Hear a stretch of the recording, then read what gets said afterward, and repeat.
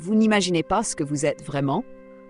Vous entrez dans une pièce, personne ne parle encore et pourtant, vous savez, vous sentez dans vos tripes qui ment. Ce n'est pas un regard fuyant, un soupir nerveux, ni une posture malhabile. C'est plus subtil, presque, chuchoté à votre esprit comme une certitude venue d'ailleurs. 3 semaines avant que votre ami ne vive une rupture déchirante, vous la rêvez. Les images sont d'une clarté terrifiante, si bien que vous vous réveillez avec poids dans la poitrine qui n'est pas le vôtre. Vous tentez de l'avertir, mais il sourit doucement, vous prenant pour une âme trop sensible ou pour un esprit trop créatif. Au travail, certaines personnes vous mettent mal à l'aise sans raison apparente. Tout le monde les adore. Et pourtant, 3 mois plus tard, elles sont licenciées pour détournement de fonds. Dans les réunions, vous ne voyez pas seulement les visages. Vous percevez les rôles invisibles, les alliances muettes, les trahisons prêtes à éclore. Vous devinez qui est sur le point de démissionner avant même qu'il n'en ait conscience. Qui pilote réellement les décisions. Et quels projets vont s'écrouler bien avant que les signaux officiels ne l'indiquent. Mais lorsque vous osez verbaliser ce que vous sentez, les regards changent. On vous écoute poliment, on hoche la tête, puis on vous oublie. Ou pire, on vous juge, comme si vous étiez fou. Et si ce n'était pas une malédiction, ni un trouble psychique? Et si vous apparteniez à une catégorie rare et terriblement mal comprise, Carl Jung, célèbre psychanalyste, appelait cela les introvertis intuitifs. Non pas des rêveurs, mais des antennes humaines, des esprits capables de capter les dynamiques inconscientes, les symboles invisibles, les courants sous-jacents que personne d'autre ne remarque. Mais il avertissait aussi d'une chose. Ce n'est pas un don, c'est une épreuve. L'une des existences psychiques les plus complexes à vivre, car vous ne vivez pas dans un seul monde, vous en habitez deux réalités, une seule conscience. Alors que la plupart des gens s'ancrent dans le réel, ce qu'ils voient, touchent, mesurent, vous vivez constamment entre les lignes, entre les faits et leur signification cachée, entre les actions et leurs archétypes. Votre fonction dominante, selon Jung, n'est pas la sensation, c'est l'intuitroverti, une perception profonde de l'invisible, une capacité à plonger dans l'inconscient collectif. Autrement dit, vous voyez le plan de la réalité avant qu'elle ne se construise. Mais voici le piège, parce que vous manquez d'ancrage sensoriel, vous flottez, vous devenez aux yeux des autres une énigme. Et parfois, même pour vous-même. Petit à petit, 3 dangers apparaissent. 3 pièges que Jung a observés chez ceux qui, comme vous, vivaient avec cette sensibilité extrême, l'inflation archétypale, la contamination psychique, la possession par l'inconscient. Tout commence souvent dans l'enfance, ce moment où vous comprenez que vous voyez des choses que les autres ne voient pas. Vous ressentez les vérités cachées derrière les sourires. Vous devinez l'issue d'un conflit avant qu'il ne débute. Cela vous donne un sentiment de puissance, d'unicité, de mission. Et vous avez raison, ce n'est pas donné à tout le monde. Mais très vite, cela vous isole. Vous voyez trop, vous comprenez trop vite. Et les autres n'aiment pas ça. Étape 2, la malédiction. Vous commencez à vous taire, à porter un masque social. Et derrière ce masque, une souffrance invisible. Vous devenez une éponge psychique. Vous ressentez la douleur des autres comme si c'était la vôtre. Leur colère, leur peur, leur honte. Et vous ne savez plus distinguer ce qui vient de vous ou d'eux. Puis un jour, vous vous perdez complètement. Vous ne faites plus la différence entre vos intuitions symboliques et la réalité concrète. Chaque coïncidence devient un signe, chaque émotion un appel, et vous êtes seul, prisonnier de votre don. Étape 3, l'intégration. Mais il existe une voie. Jung l'a appelée l'individuation. Elle consiste à intégrer votre don sans qu'il vous consume. Comment? Par 3 pratiques fondamentales. 1. Renforcez votre fonction inférieure, la sensation. Faites du sport, cuisinez, touchez la terre, revenez dans le corps. Cela vous ancre dans le réel. 2. Donnez forme à vos perceptions. Peignez, écrivez, conceptualisez. Mettez en mots ou en images ce que vous ressentez. Cela structure vos intuitions et les rend partageables. 3. Apprendre à poser des limites. Vous n'êtes pas là pour porter les douleurs du monde entier. Vous devez apprendre à dire « ce n'est pas à moi de guérir ça ». Vous avez peut-être reconnu certaines étapes. Peut-être êtes-vous au début de ce chemin ou dans la tempête. Mais sachez ceci, vous n'êtes pas fou. Vous êtes rare. Et ce que vous vivez, Jung l'a étudié pendant des décennies. Si cette exploration résonne en vous, abonnez-vous pour ne rien manquer des prochaines immersions psychologiques. Ce n'est pas une simple vidéo, c'est un miroir, une initiation, un espace pour ceux qui voient au-delà. La question maintenant est, où en êtes-vous, vous? Au début, vous pensiez avoir un avantage, un talent rare, presque mystique. Mais un jour, vous vous réveillez épuisé, et surtout seul, car voir au-delà de la surface a un prix. Et ce prix, c'est de ne plus savoir ce qui vous appartient et ce qui appartient aux autres. Le masque. Avec le temps, vous avez appris à vous taire, à ne plus dire ce que vous voyez. Parce que chaque vérité que vous dévoilez crée du malaise. Vos amis se sentent jugés, vos collègues vous évitent, vos proches vous accusent d'exagérer. Alors vous apprenez à sourire, à jouer le jeu. Mais à l'intérieur, c'est un autre monde. Un monde qui ne s'arrête jamais. Vos intuitions continuent de jaillir, incontrôlables. Les symboles se superposent au visage. Les vérités inconscientes, les conflits à venir, les douleurs cachées, vous les percevez en permanence. Mais vous n'avez personne à qui en parler, parce que même les gens les plus ouverts ne comprennent pas. Chaos intérieur. C'est ici que commencent les 3 grands pièges dont Jung parlait. Des pièges mentaux, émotionnels, spirituels, et si vous tombez dedans, ils peuvent vous briser. L'inflation archétypale. Vous ne voyez pas juste les gens, vous voyez les archétypes qu'ils incarnent. La mère, le sauveur, le traître, l'enfant blessé. Mais à force de lire ces rôles chez les autres, vous commencez à vous en attribuer aussi. Le sage, le prophète, le martyr. Vous ne faites plus que percevoir ces figures symboliques, vous devenez l'une d'elles. Et dans cette grandiosité silencieuse, vous vous éloignez du monde réel. Parce que quand on sera porteur de vérités sacrées, les conversations du quotidien deviennent vides, les gens deviennent petits. Et vous vous isolez. Sans vous en rendre compte. La contamination psychique. Le deuxième piège est encore plus dangereux. Vous n'êtes pas seulement un observateur. Vous absorbez. La tristesse d'un inconnu vous traverse comme une lame. Les angoisses de vos proches deviennent les vôtres. Vous sentez ce que les autres ne disent pas, et cela vous envahit. Peu à peu, la frontière entre vous et le monde s'efface. Vous devenez une éponge émotionnelle, un réceptacle du mal-être ambiant. Et comme vous êtes hyper conscient de tout, vous vous sentez aussi responsable de tout. Soigner, protéger, réparer. Même ce qui ne vous appartient pas. C'est une spirale. Et vous perdez ce que Jung appelait l'identité psychique. 3. La perte de contact avec la réalité. Le dernier piège est le plus silencieux et le plus cruel.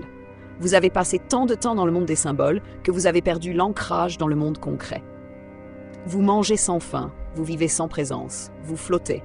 Chaque coïncidence devient une prophétie, chaque rêve un message, chaque événement anodin semble porteur d'un sens caché. Mais cette quête de sens permanente devient une forme de délire. Parce que tout n'est pas un signe, tout n'a pas besoin d'être interprété. Et Jung l'avait vu. Les introvertis intuitifs non intégrés finissent déconnectés, seuls, incompris, parfois même diagnostiqués à tort. Le dilemme.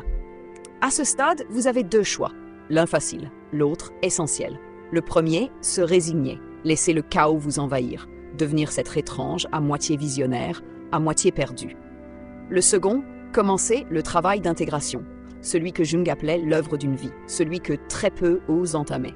Mais ceux qui y parviennent ne deviennent pas seulement équilibrés, ils deviennent puissants, pas par le pouvoir, mais par la clarté, par la paix retrouvée, par leur capacité à guider les autres, sans se perdre eux-mêmes. Si ce récit vous parle, c'est peut-être que vous êtes déjà entré dans l'étape 2, alors la suite pourrait bien changer votre vie. Et si vous êtes encore là, c'est que vous cherchez plus que des réponses, vous cherchez la maîtrise, la transformation, et peut-être votre véritable rôle dans ce monde. Alors pensez à vous abonner à la chaîne, pas pour soutenir une vidéo, mais pour soutenir votre propre parcours intérieur.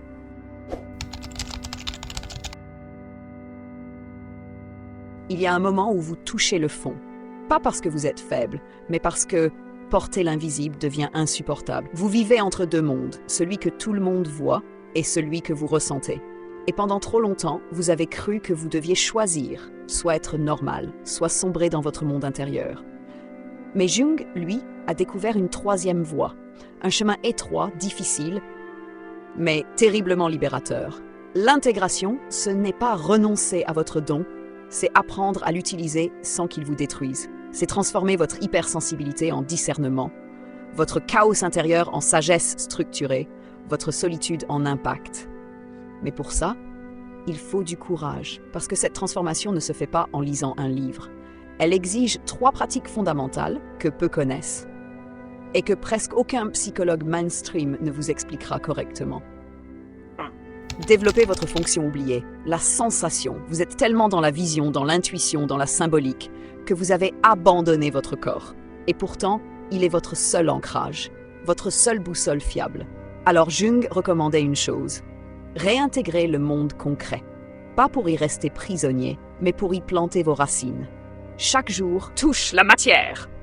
cuisine, marchez pieds nus, faites du sport, ressentez la pluie, la chaleur, la fatigue physique. Vous ne combattez pas votre don, vous créez le contenant qui peut le soutenir. Un canal solide pour accueillir l'infini sans qu'il ne vous noie. 2. Traduire ce que vous percevez. Le plus grand piège des intuitifs introvertis, c'est de garder tout à l'intérieur. Ils vivent 1000 vérités, mais n'en expriment aucune. Et ces vérités deviennent des poisons silencieux. Alors il faut transmettre, créer, écrire ce que vous voyez, dessiner ce que vous ressentez, transformer vos visions en mots, en musique, en concepts, en projets. C'est ça, donner forme à l'invisible. Et ce processus a un effet magique. Ce que vous portiez seul devient partageable, ce qui était informe devient compréhensible, et ce qui vous isolait devient votre pont vers les autres. C'est d'ailleurs ce que Jung a lui-même fait. Il a pris ses visions, ses intuitions, et il les a incarnées dans des œuvres, des symboles, une science, la psychologie analytique. 3. Créer des frontières invisibles mais solides. Vous avez vécu longtemps sans filtre, ouvert à tout, réceptif à tous. Mais à force d'absorber les émotions des autres, vous avez oublié qui vous êtes. C'est ici que commence la dernière clé. Posez des limites psychiques conscientes. Avant une réunion, protégez-vous mentalement. Visualisez un chant. Après une discussion lourde, purgez, écrivez, marchez, respirez. Et surtout, apprenez à distinguer ce que je ressens. Est-il à moi ou est-ce une résonance avec quelqu'un d'autre? Ce discernement, je l'appelais la différenciation de la conscience. C'est pas du contrôle, c'est la liberté de ne plus se laisser engloutir. Vous devenez un pont. Quand ces 3 compétences s'activent, quelque chose change profondément. Votre intuition cesse d'être un orage, elle devient un courant maîtrisé. Vous passez d'étrange à essentiel, de marginal à visionnaire intégré. Non pas parce que vous avez nié votre nature, mais parce que vous avez appris à danser avec elle. Vous ne fuyez plus l'intensité, vous la transformez en force tranquille. Et c'est là que tout commence vraiment. Si vous ressentez cela en vous, c'est que vous êtes peut-être prêt pour cette 3e étape. Et si c'est le cas, ne vous éloignez pas. La dernière partie va tout connecter. Elle n'expliquera pas simplement comment survivre, mais comment se révéler. Et si ce récit vous parle jusque dans vos tripes, c'est peut-être le bon moment pour vous abonner. Pas pour suivre une série, mais pour rester proche de ceux qui, comme vous, voient au-delà de l'évidence. Pendant des années, vous avez marché seul, à moitié dans ce monde, à moitié ailleurs, à chercher un mode d'emploi pour une conscience qui n'en avait pas. On vous a dit que vous étiez trop sensible, trop intense, trop dans votre tête, mais personne ne vous a jamais dit la vérité. Vous êtes exactement comme vous deviez être. Votre esprit n'est pas un accident, votre perception n'est pas un fardeau, et cette solitude que vous ressentez parfois, elle est le creuset des esprits éveillés. Vous n'êtes pas fragile, vous êtes finement accordé. Vous êtes ce que Jung appelait un pont entre les mondes, le visible et l'invisible, le rationnel et le symbolique, le présent et ce qui n'existe pas encore. Et ce rôle-là n'est pas donné à tout le monde. Il est réservé à ceux qui ont osé traverser l'ombre, à ceux qui ont supporté de voir ce que personne ne veut regarder, à ceux qui ont ressenti des vérités que personne n'ose nommer. L'impact des êtres comme vous, regardez l'histoire, regardez les artistes visionnaires, les mystiques, les scientifiques éveillés, ils ont tous été qualifiés de trop.